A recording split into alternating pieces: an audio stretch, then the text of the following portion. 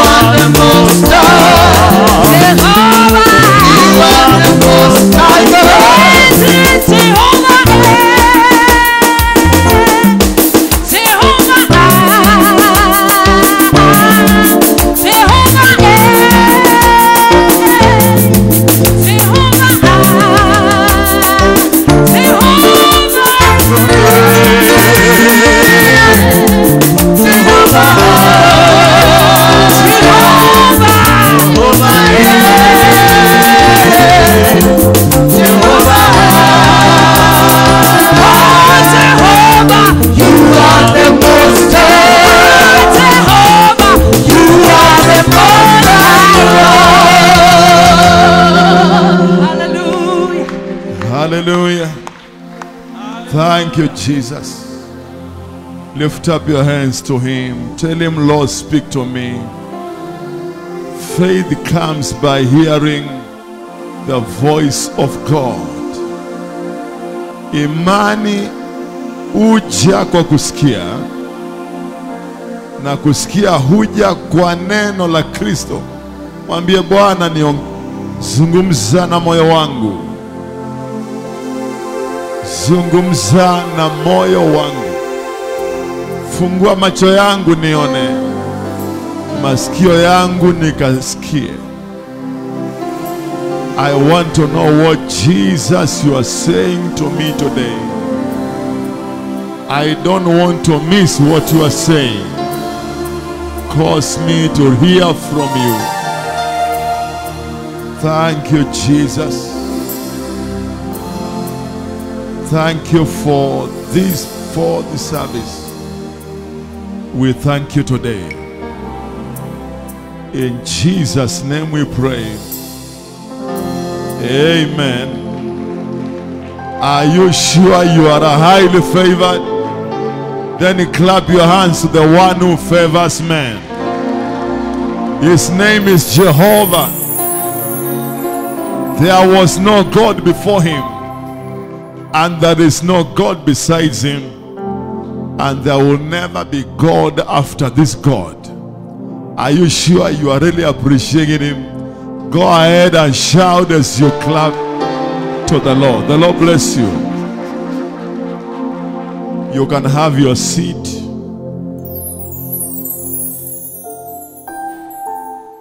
Pillars of favor. We discussed in the first service and the second service that those who seek the kingdom of God, those who put the agenda of God as number one of their lives, they seek God's favor. And number two, that is now the third service,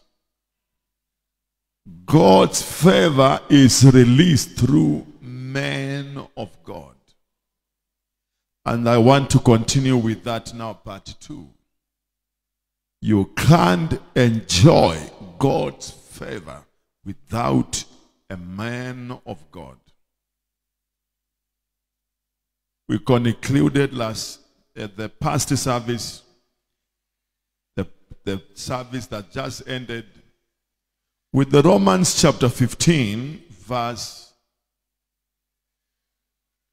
Romans 15, verse 29.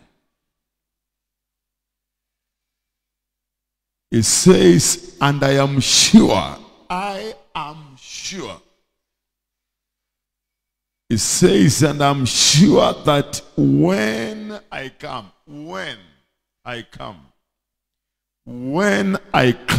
unto you, I shall come in the fullness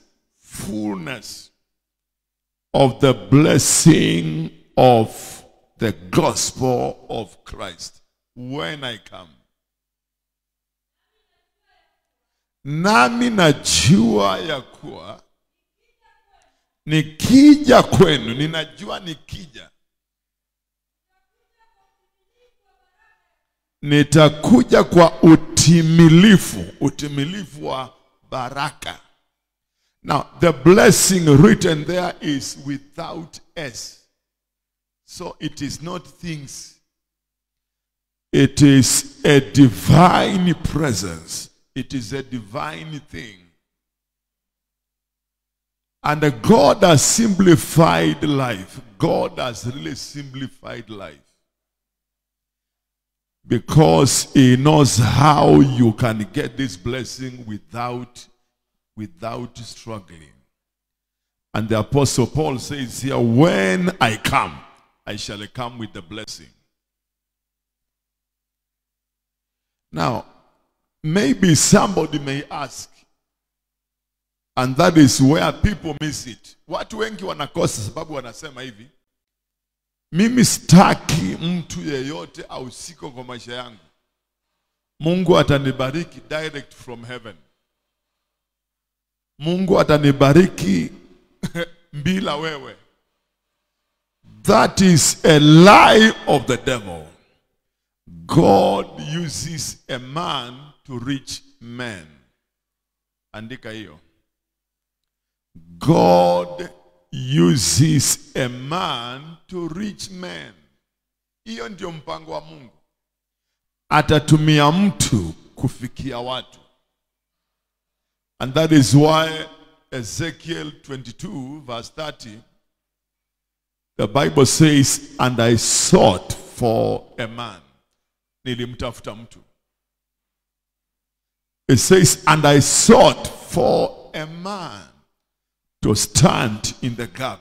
I sought for a man. So there is a way God pours blessings. He pours the blessing upon man, and that is through another man. When you hear somebody saying that I don't need a pastor in my life, I don't need any man of God in my life. God, we are in the New Testament. That is what they are saying these days. They are saying we are in New Testament. We don't need any man of God in our lives. We can answer directly to God. Very true. But you see, we serve a God of protocols. Anampangilio wake. Is a God of order. Is a God of protocols. He will tell you what to do and what not to do. And so I want to bring this word to you for the sake of those who maybe did not get the last service. The Bible says in Deuteronomy 33 verse 1, I want to join it. You see what I'm sharing. Deuteronomy 33 verse 1. And this is the blessing. The blessing. Wherewith Moses, the man of God. Moses, the man of God, blessed the children of Israel before his death. Niulize swali. Kwani Mungu hakuwa awabariki? Mungu alikuwa? Nauliza, si Mungu alikuwa? Then why is it that God is not blessing them directly? It is because God does not break his order. Is a God of order. Angeambia Musa, wewe kaa kando, mimi nibariki ya watu. Wewe Musa kaa kando, nibariki ya watu. But that is not the way God works. God will use a man to bless man. So you are supposed to believe in men of God. You are supposed to believe in women of God. Men and women chosen by God. That is why John chapter 1 verse 6. Don't close Deuteronomy 33. Don't close. I'm just saying John chapter 1 verse 6. The Bible says there was a man who came from God. Now the Bible says a man who came from God. Yes, the Bible says so, but we know John was actually born by Elizabeth and Zechariah. They were born in the family of Zechariah and Elizabeth. But when you read the Bible, it says what? It says this is a man who came from God. Mtu aliyetoka, aliyetumwa na Mungu. And this is how God blesses people. Now, I want you to follow just for a few minutes in Deuteronomy 33 to see how God blessed these people. Verse 4. Deuteronomy 33 verse 4.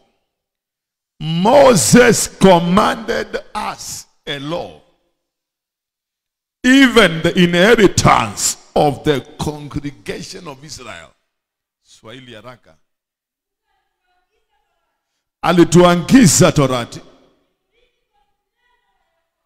Yes, to be inheritance, urithi. That is, the Bible says, even the inheritance of the congregation of Jacob. And he was king in Jerusalem. That is Jeshurun. When the heads of the people and the tribes of Israel were gathered together.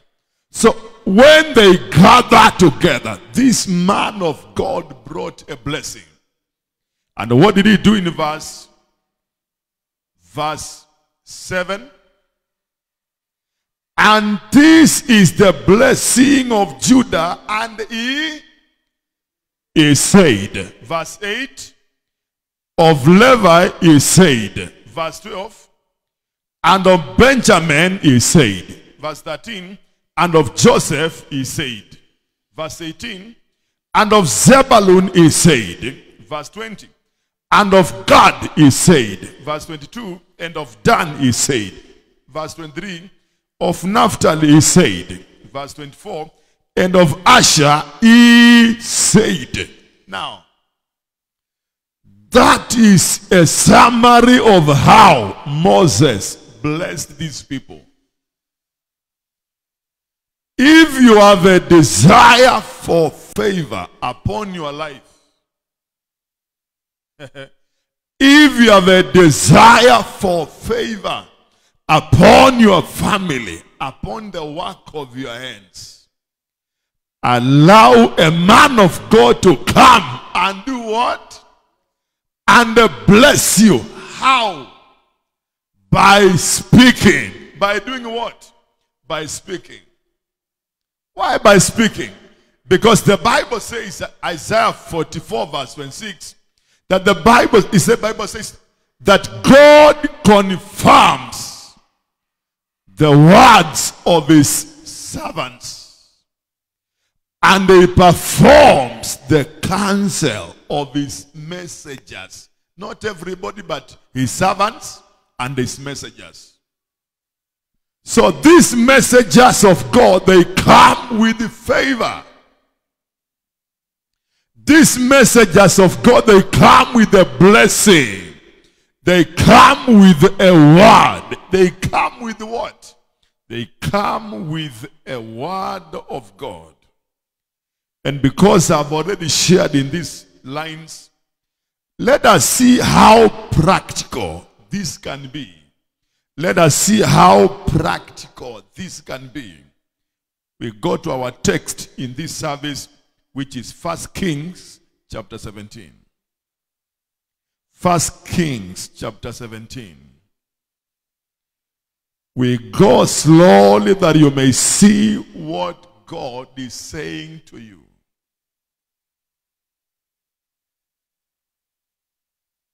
There is a blessing that comes through the words of anointed servants of God. And Elijah the Tishbite, 1 Kings 17. Open your Bible and now we stay there. We are not going to open again. So stick there now. And Elijah the Tishbite, who was of the inhabitants of Gilead, said unto Ahab. What did he say? Because we are following out the men of God bless. At the same time, these same servants of God can stop favor from flowing in your life. Wanaweza kuzuia kibali ama wayachilie. And he said unto Ahab, as the Lord God of Israel lives, before whom I stand, there shall not be dew nor rain these years, but according to what? According to my word.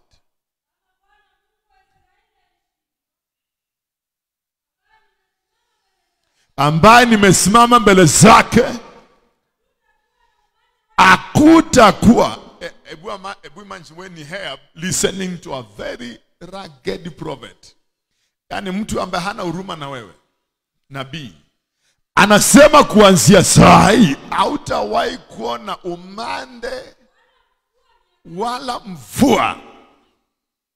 Na ameenda.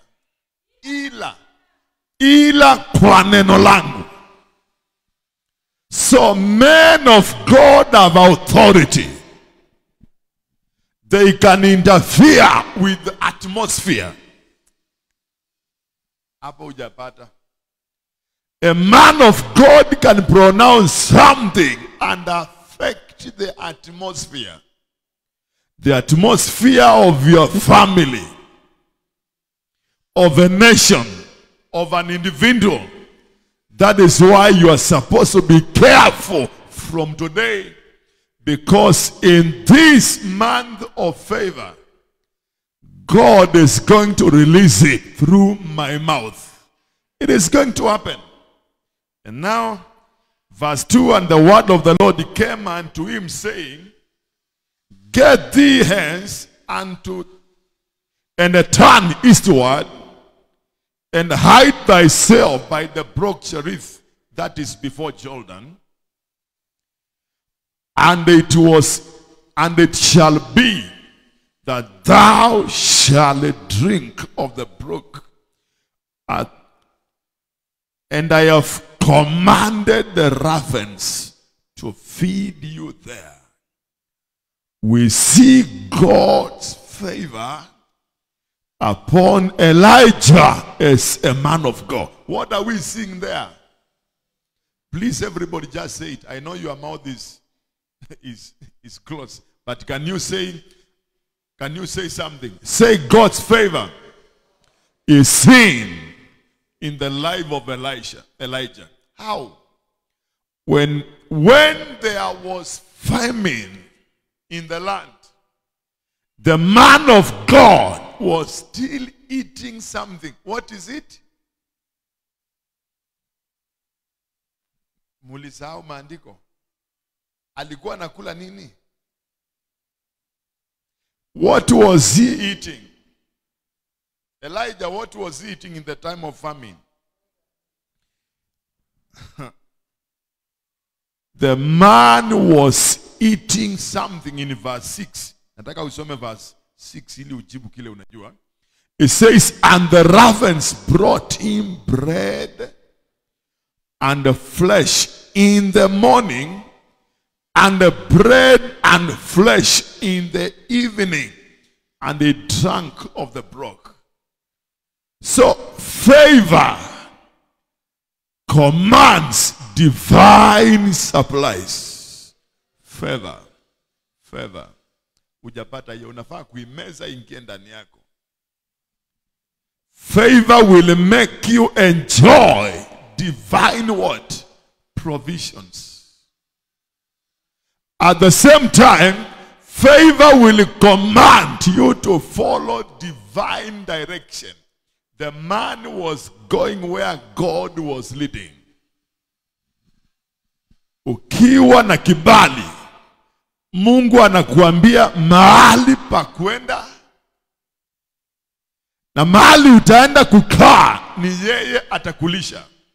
That is supernatural. You go, then I will command ravens. So nikuulize, ravens, kunguru, hao sio ndege wanaweza kukuletea nyama. Lakini wakati kibali kiko juu yako, God can use anything to bring you what you need. Believe it. I say believe it. Elijah is not on earth, but ravens are still there. So Jehovah can command them to come on your way. Favor will make you receive help from unexpected people, from unexpected places. Anything can come from anywhere to your life because of favor. He was carrying divine favor upon his life. And now the same favor, because you remember Acts chapter 3, don't open. Peter said to that cripple, he said, silver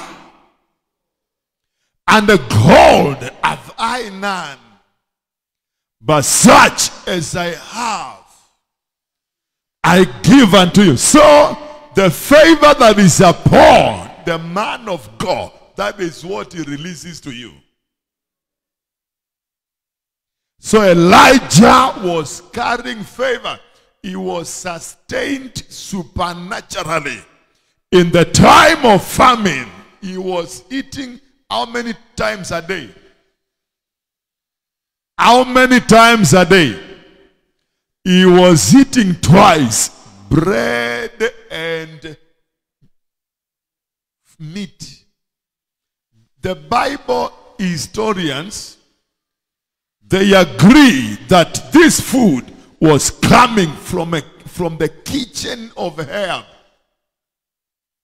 Yani Ahab anapika, mfalme anapikiwa, na wakati mpishi anatoka kuenda nje kidogo, kunguru anakuja, anachukua nyama, usimeze mate, anachukua nyama na mkate na anaipelekea nabii wa Mungu kibali. Hata huo wakati wa mangumu, unasikia Serena Hotel was closed, Novok was closed. What next? Big hotels. Which next? Intercontinental. They are coming to a close. I saw yesterday that so many KQ staffs are losing their jobs. Tuskys is in danger. Uchumi hakuna. Nakumati hakuna. Things are happening. But listen. You are not going to go down. Say amen if you believe in a man of God. You are not going down. The hand of God will pick you. And pick you and set you up on high. Think about this man of God. There was no rain anywhere. And the famine was dangerous. But ravens were still coming to feed the man of God. What does it now Bible say in verse 7? And it came to pass after a while that the brook dried up, because there had been no rain in the land. So you see, even the prophets in the time of crisis, they are affected. But the God of the man of God will always come to the rescue of his own man. Mungu atakuja kuchukua mtu wake. But my point is this. Take advantage of the words of men of God. That is why at this time in life, you're supposed to be extra sensitive to know what God is saying through his servants. And I am sure this month of August is a month of divine favor for you. Do you believe it? Yes, you are going to see it. So there is this woman here in verse 8. And the word of the Lord came unto him, saying, now see yourself there, arise, get thee to Zarephath, which belongeth to Zidon, and dwell there. Why? Conclude it, everybody.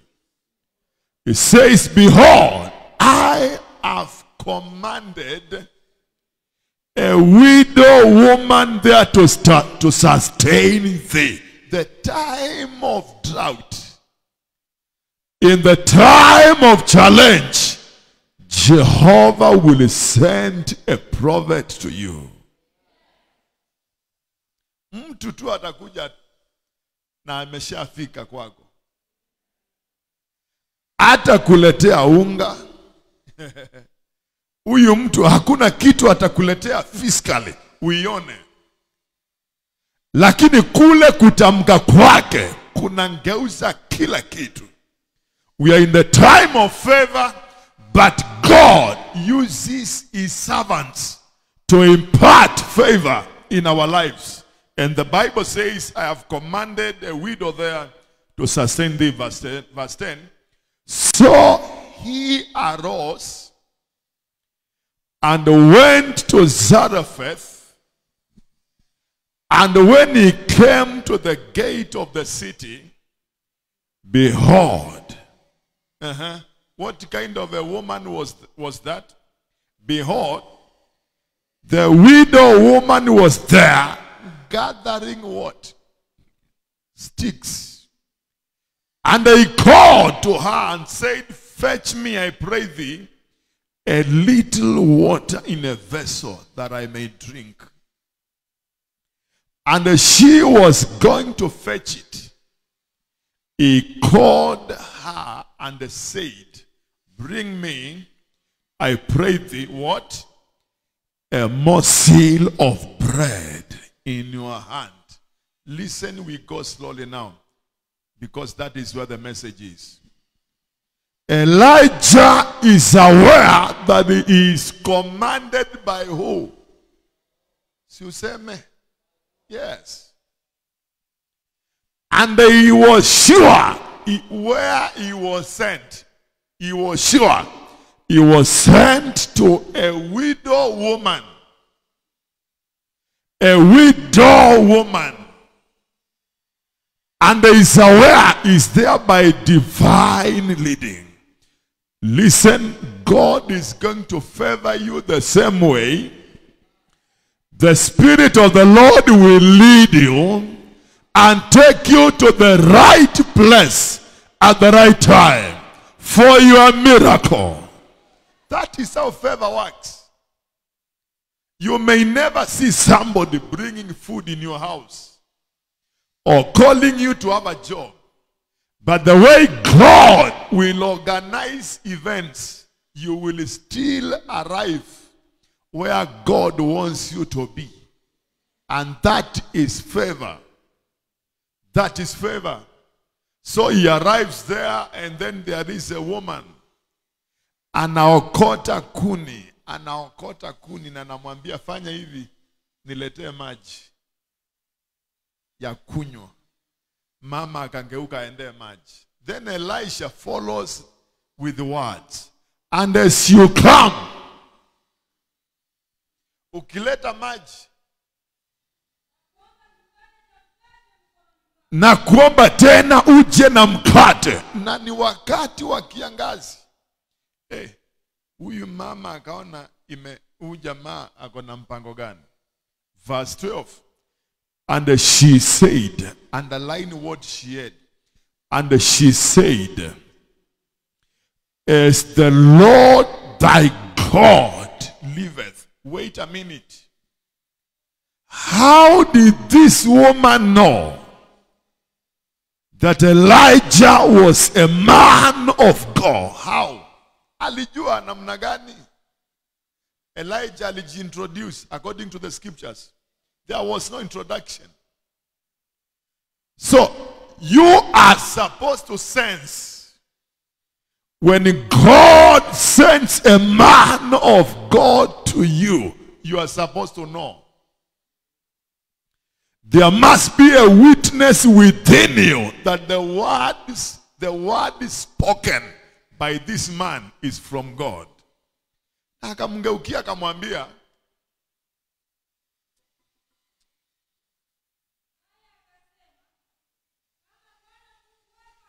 kama Bwana Mungu wako aishivyo. Kama Bwana Mungu wako. So this woman Immediately she knew that she is talking to a man of God. She was aware.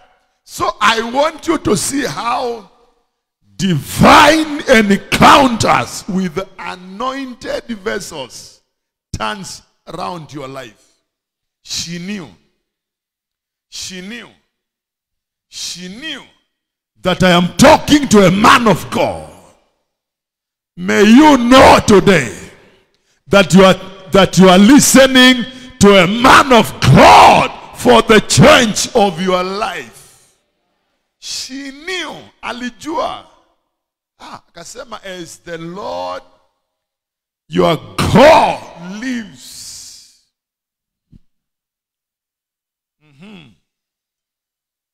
Verse 12.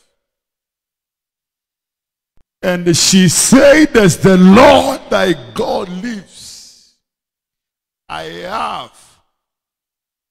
have not a cake. But what do I have? I want to use your pen and underline it if your Bible is underlinable. But what I have is what? A handful of meal in a barrel and a little oil in a cruse. And behold, I am gathering 2 sticks, that I may go in and dress it for me and my son, that we may eat it. And then we collapse. Then we die. Now listen. God knows what you have.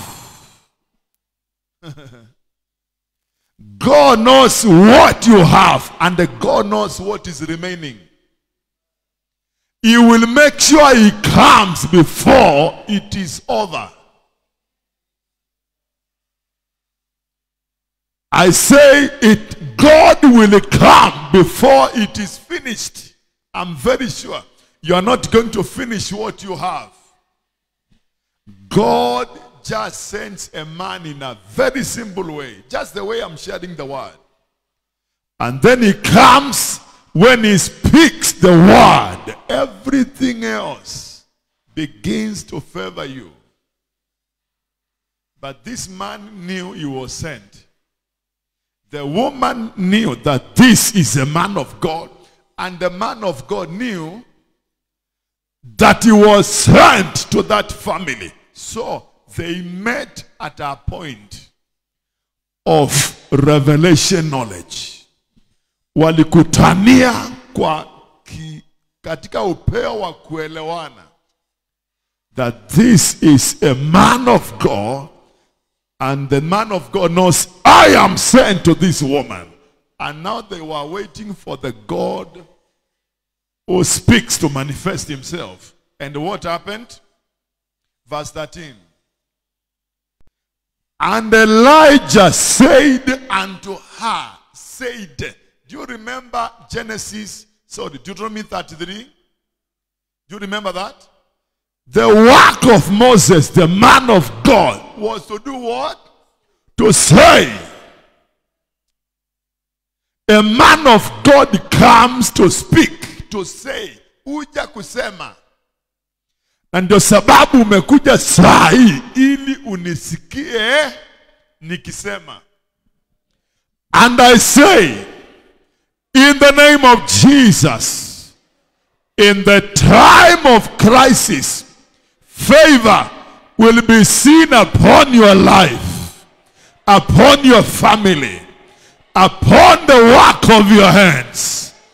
Jehovah is going to be seen from now. That woman was not even in the church. Do you know that? They were not in a sanctuary, and there was no camera like the way we have it now here. She was not having a Bible. There was no service going on. Hakukuwa na ibada. Wamekutana hivi. Then the woman knew by divine revelation, this is a man of God. is not alone. This is a man of God. I can sense the presence of God. And then Elijah knew, this is the woman God sent me to. And so he spoke without fear. Verse 15. He spoke without fear. And Elijah said unto her, what? Fear not. Wait a minute. Eliya akamwambia, usiogope. Now listen. That is what I'm saying to you today. Fear not. Fear not in the name of Jesus. Usiogope. Yani mama anaambiwa tulia.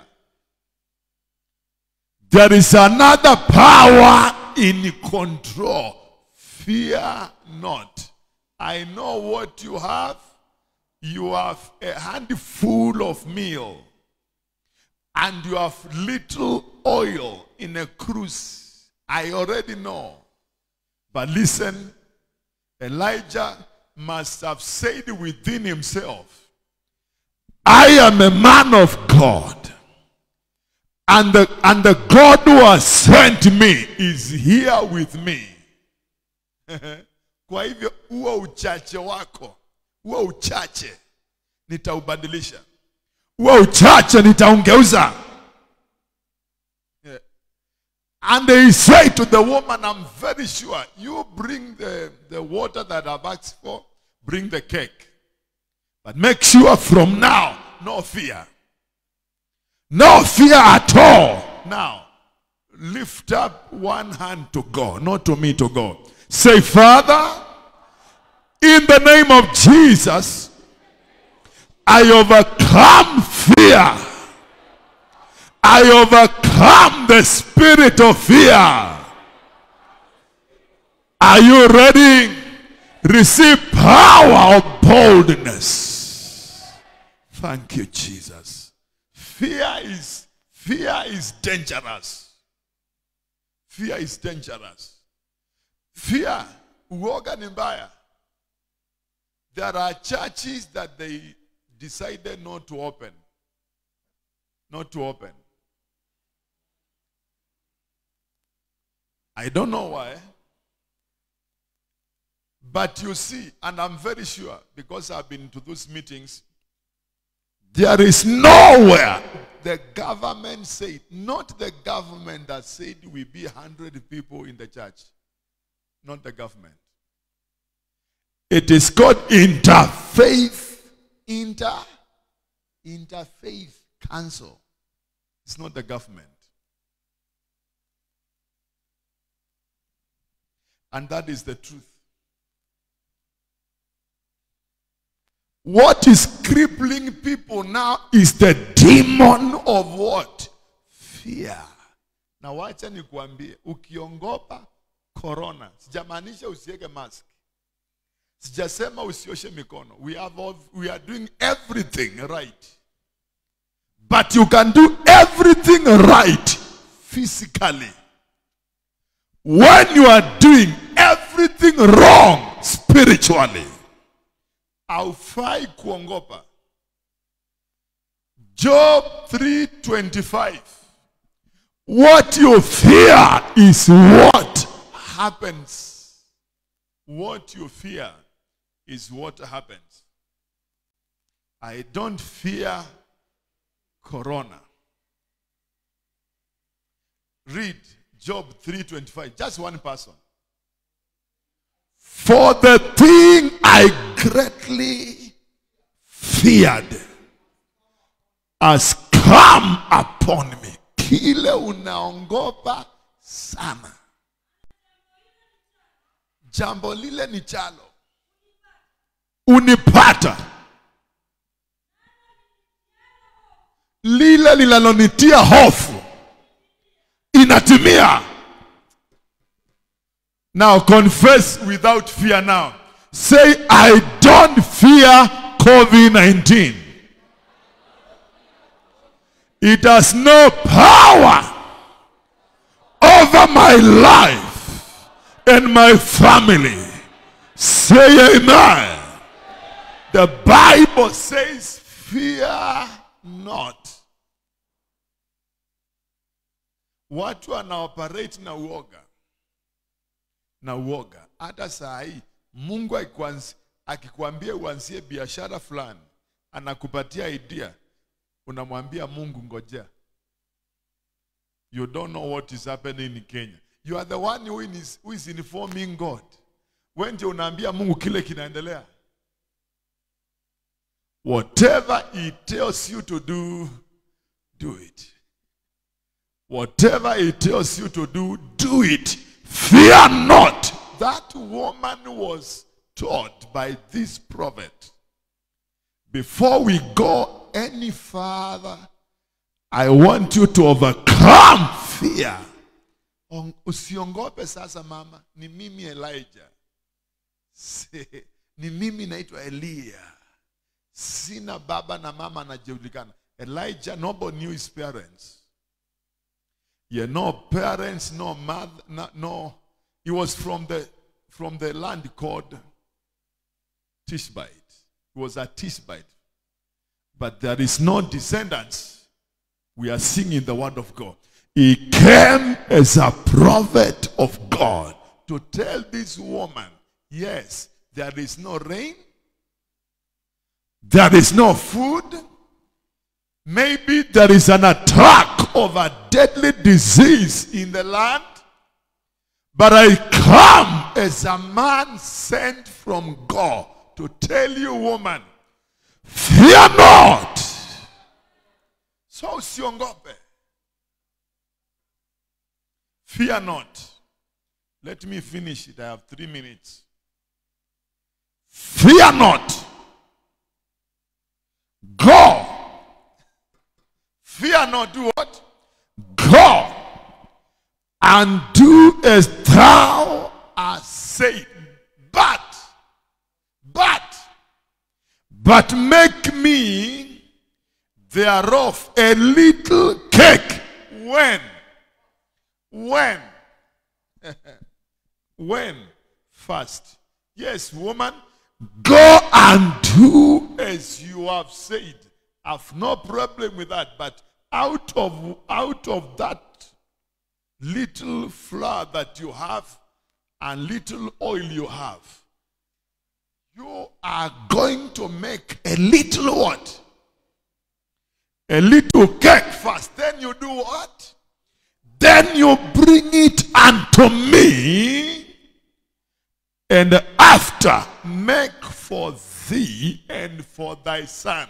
Baadaye, kama ingekuwa ni wewe ungefanya nini? Ungemungeukia huyo nabii mwambie, listen, wewe ni wale wahubiri wa Nairobi wewe. Hauna huruma. Kile umekujia hapa ni kale kaunga kamebakia. Shindwa, toka hapa, nitakuitia city council.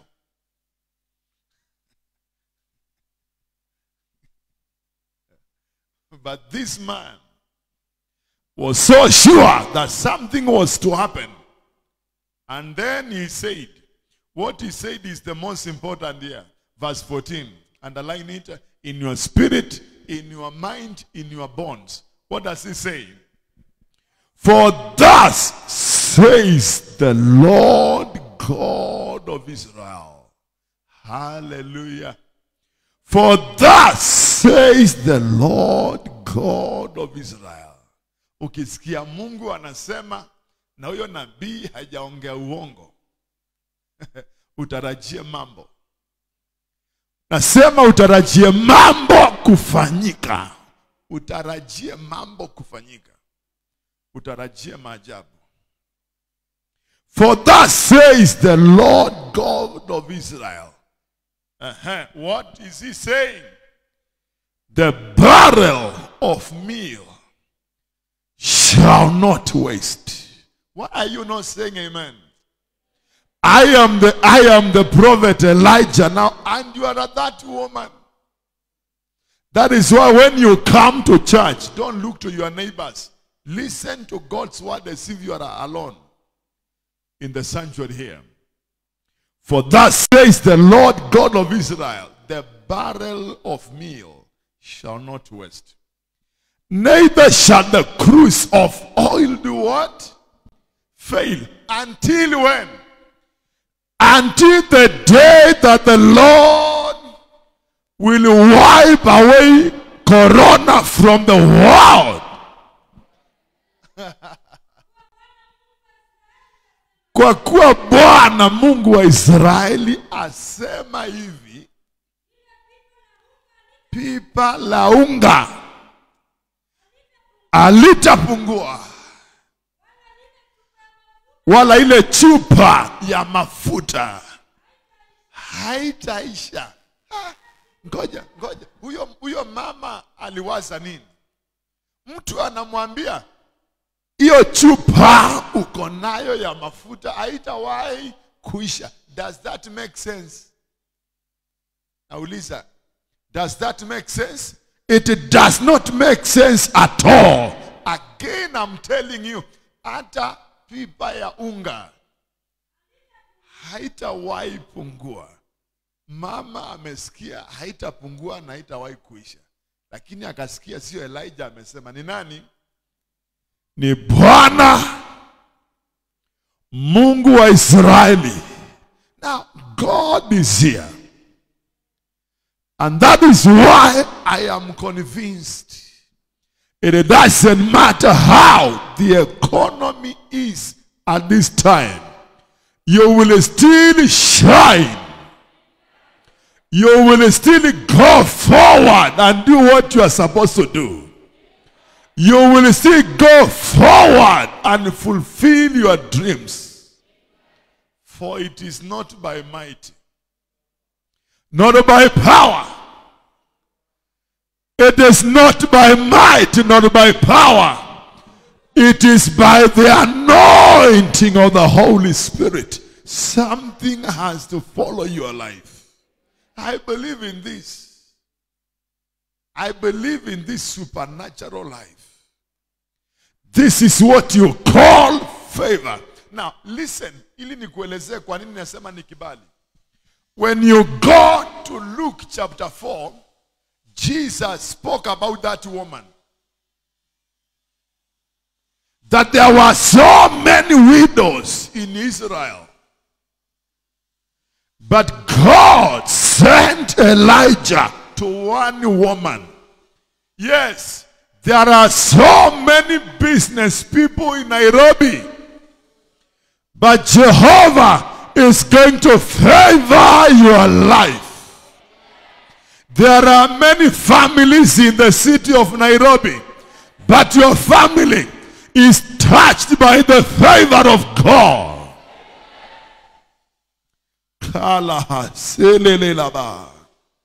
Thank you, Jesus. Yesu alitema kuhusu huyu mama ili ujue sio yeye mjane peke yake. Kuna wajane kwa kila generation. Lakini Yesu alizungumzia huyu. Ndio sababu nataka niitaje kwa haraka ujue ilikuwa ni kibali. Are you there in Luke chapter 4? The word of God says in verse 25. It says, but I tell you of a truth. Luke 4:25. But I tell you of a truth. What truth is that? Many widows, underline many, many widows were in Israel in the days of Elias, when the heaven was shut up 3 years and 6 months, when great famine was throughout all the land. Verse 26, read 1, 2, 3. But unto none of them was Elias sent, except unto Sarepta, a city of Sidon, and to a woman that was a widow. I pray for you. I pray for you that in your time you are the one to be highly favored by the Lord. Thank you, Jesus. Weka mkono mmoja kwa kifua. In the name of Jesus.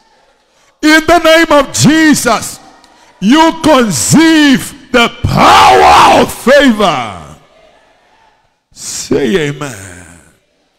There were so many widows in Israel. Hakuwa huyo peke yake. Hakuwa huyo peke yake. But God singled out this woman to show favor. To show favor in the time of famine. You need favor. I don't know how better I can preach it until you see it. Na Yesu akataja Naaman. Verse 27. And many lepers were in Israel in the time of Elias the prophet, and none of them was cleansed. Watu wako na shida kila siku. Wenye ukoma, wenye njaa. But the Bible says, save Naaman the Syrian. Mungu ako na hiyo tabia.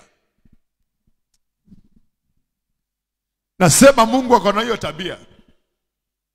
Are you listening to me? Nimesema Mungu ako na hiyo tabia. Anachagua mtu mmoja, na ni wewe. Anachagua mtu mmoja, na ni wewe. Aonyeshe kibali cha Bwana. Wenye ukoma ni wengi, akaponya Naaman. Wajane ni wengi, akamtembelea mjane mmoja. Kibali. Kibali. Kibali. Kibali. Kibali. Kibali. Watakaona uso wako kuanzia leo, nasema wakaone kibali cha Bwana. Watakao kutana na wewe ukiwa kwa shughuli zako, wataona Mungu. Nasema watamuona Jehova akiwa juu yako. Mtu anakuwa na kibali. Mtu anakuwa na kibali. I believe in this. There were so many widows in Israel. So many of them, but Elijah was sent only to one. There are so many people on earth, the year 2020, in this month of August, but I am only sent to you. You know, every month, this month of August, in normal years, I really travel. Month of August, a lot of conferences. But this year, there is no conference. I'm here. So I'm saying to you. Na utaona mtu siku zinapita, nitarehe ngapi leo? Bwana asifiwe. Ni August Pastor anafundisha nini wiki? Pastor anafundisha nini wiki? Wacha tu nitaangalia kwa Facebook. Hata nilisikia wako kwa YouTube. Hata siendi hiyo kanisa. Kuna mmoja alikemewa na ng'ang'a. Ng'ang'a ni mkali. Ng'ang'a alikemea mtu kwa TV. Anasema nimeona ndugu moja amenitumia message hapa. Ati nimtumie ka kitu. Kuna watu waitishangu ka kitu. Atasema wewe ni mjinga sana wewe. Mbumbavu tu. Lakini nataka nimalizie hivi. Shida yetu ni kwamba, shida ya kanisa, watu hawataki kuchukua neno ni kama ni lao. There were many lepers. There were many widows. There are many business people. Many career people. Lakini Jehova, Mungu Jehova, anachagua mmoja aonyeshe kibali. And I'm very convinced this is your time for favor. I know it. And I'm very sure this is the time. Hebu tusimame. Hebu tusimame. I want you to pray. You know, nikikuambia uombe, omba. Dakika moja tu ama mbili. Umwambie Jehova, kama vile ulionyesha mama wa Sarepta kibali, nionyeshe kibali wakati wangu. Muongeleshe kama vile ulimuonyesha Naaman kibali wakati alipokuwa na ukoma. Lift up your hands, you are not tired, and talk to God. Zelebo zakabeli zilelela lalaba. Show me this kind of favor. There are so many churches in the city. There are so many churches in this city. Jehovah is able to show us favor in the name of Jesus. Mtu anaweza kupata kibali kisicho cha kawaida. Onyesho kibali, kibali, kibali. Kwa nini usitamani kuonyeshwa kibali? Kwa nini usitamani kuonyeshwa kibali na Bwana? Kulikuwa wenye ukoma wengi. Elisha alitumwa kwa Naaman. Kulikuwa na wajane wengi sana duniani, lakini nabii Eliya alitumwa kwa mjane mmoja, na kuanzia hapo akapata kibali kisicho cha kawaida. I'm sensing in my spirit, I am sent to you. I am sent. I am sent by God to you for a change, for a turnaround. Yes, I am sent to you. Zalabahabis. Show me your favor.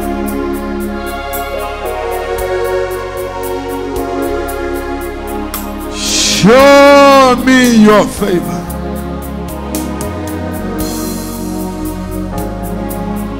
Show me your favor, Lord.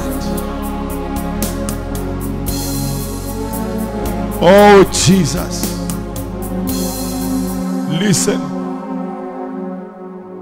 Listen, I'm going to conclude while you are standing. 1 Kings 17. Just listen without opening verse 15.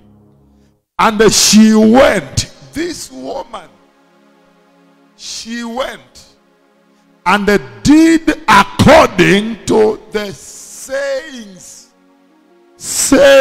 of Elijah. And she, listen, and she and he and her house did it many days. Many days. Many days. Favor is coming upon you to stay.